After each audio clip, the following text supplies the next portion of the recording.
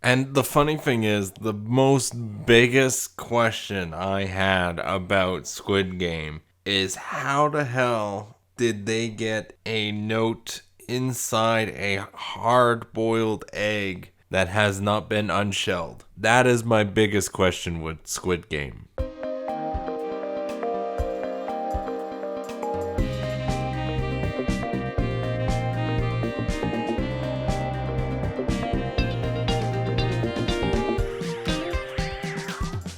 Hello, everyone. I'm Mitchell Ryan Darcy, and I just watched the Squid Game Season 1, and I've got to say, starting off, no spoilers.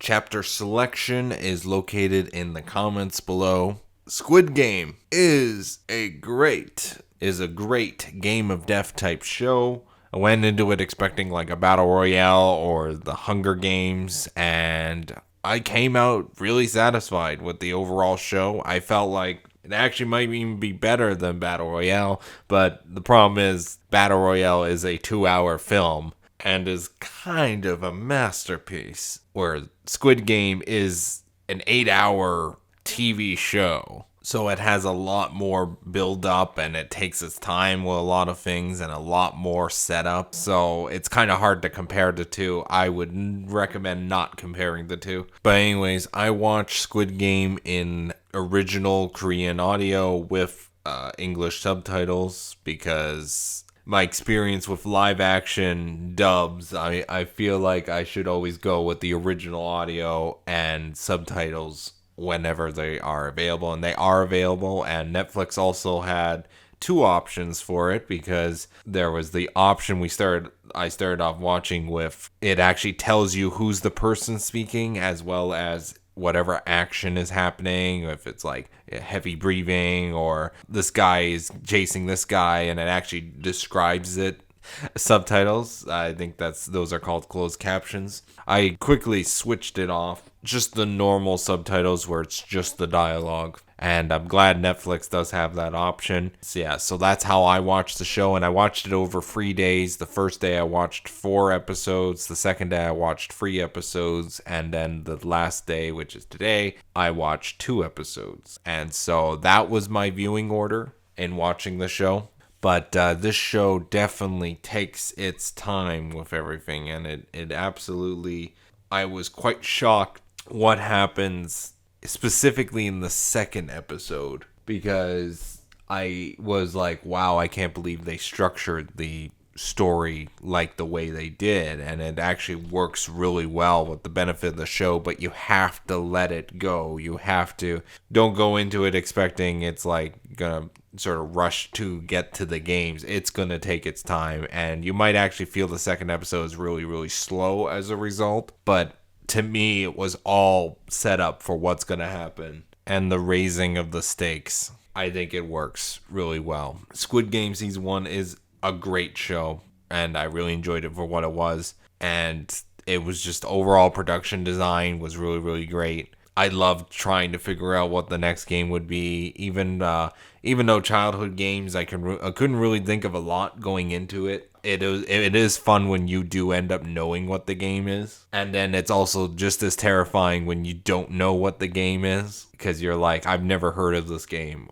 or whatever, and it's like, wow, it's like, would I be able to do that in that situation and survive? I don't know. Highly recommend watching the show, especially if you like the idea of Battle Royale or the Hunger Games. But the difference between those two and Squid Game is you come for the game of death, but then you end up with more. You leave the show with more, especially if you watch all the way to the end. I feel it was greatly written, greatly acted, excellent casting. I love the score for the series. Creepy, unsettling, tense in certain areas. I feel the show pays off very well, and I'm excited to see if and what they're going to do for season 2, if they do go through with a season 2.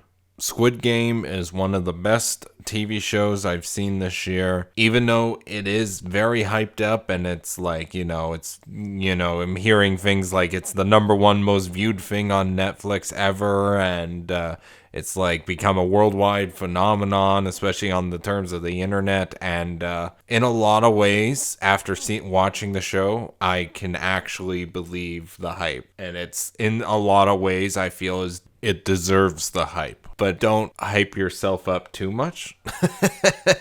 So after the break, I will be doing my spoiler review of Squid Game. Green light.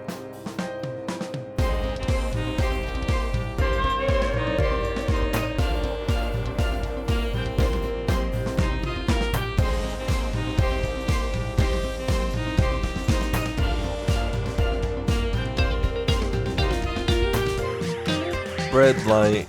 So, spoiler warning is here for the rest of the video. The ending really sort of paid off everything. Though I wish it wasn't a 1 year time skip. I kind of wish it was maybe a week or a month or so later. Because if it was an exact 1 year time skip, then that means he did miss his daughter's birthday in the US. So, I guess I'm just going to pick apart the series now. Oh my gosh, is this out what I've become? I just, pick apart specific things. I guess that's just my style. I loved how it wasn't just the game. You also got, like, the second episode. What surprised me is that they actually, because they did the first game, but then there's a clause where if enough majority people vote, the games will stop. And that's what kind of totally surprised me about the second episode, is that they literally stopped the game.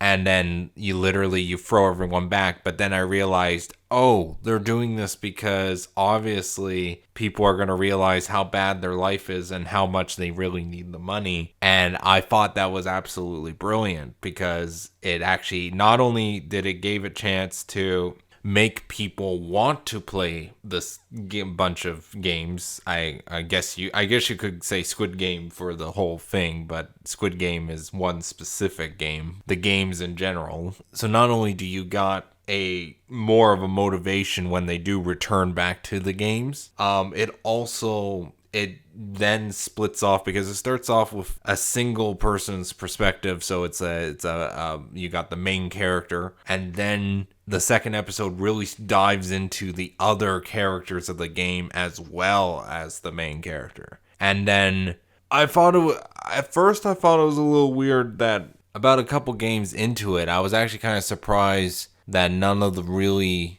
characters that we've been focusing on none of them has really died from the games. And I thought that was a very interesting choice, because I figured, at least one or two would have died early on. I was actually kind of surprised they waited so long to kill any of the main group. I realized that I was like, oh my god, they're getting us more attached to the characters, because the longer that the characters are there in game, the longer they survive for, the more characters that you're rooting for as they survive each game. It's kind of it's gonna, it's like, it's gonna affect you if any of them do end up actually dying.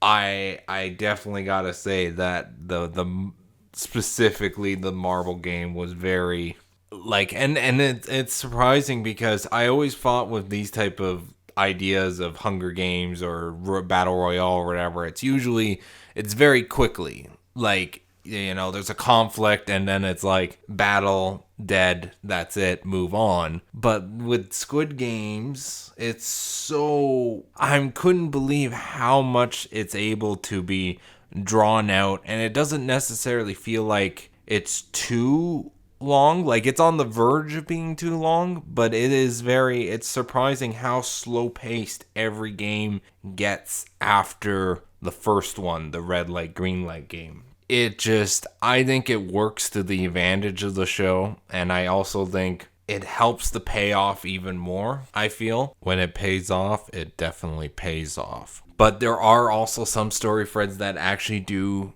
not pay off, or doesn't seem like it pays off. I assume it was done in that sort of way purposely, if we're gonna guess about season 2. Like the police detective getting shot by his brother, you assume he's dead, but if he is actually dead, that is a big waste of all the stuff we went through with the detective, and just to have him get killed off, it feels like it's like what's going to happen next. It almost feels like it's going to be, that's like a reset, because then we need another character to go through everything again just to find out all the stuff that he found out about. If I had to bet, he is still alive, because that's really the only way that section of season 1 of Squid Game would work, I feel. And I also loved how in the organization of the games, there's actually a small group of people within the game,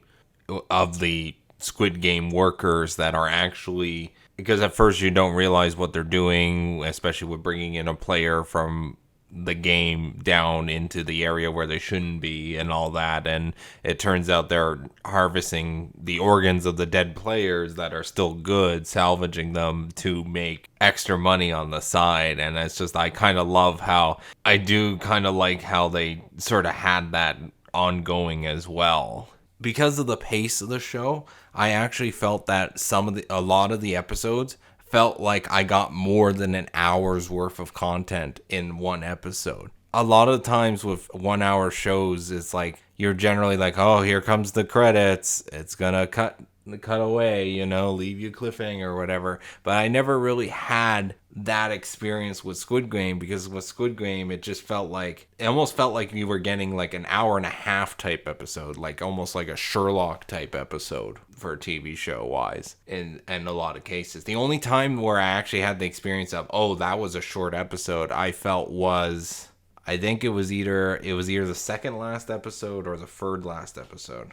And I was like, I remember just thinking, I'm like, that was actually pretty short of an episode.